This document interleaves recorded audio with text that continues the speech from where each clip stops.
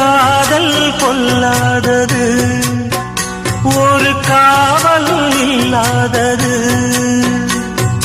ஊதக்காத்தில் வஞ்சி மாது ஒத்தையிலே வாடும்போது போர்வை போல பொத்தி அணைப்பே.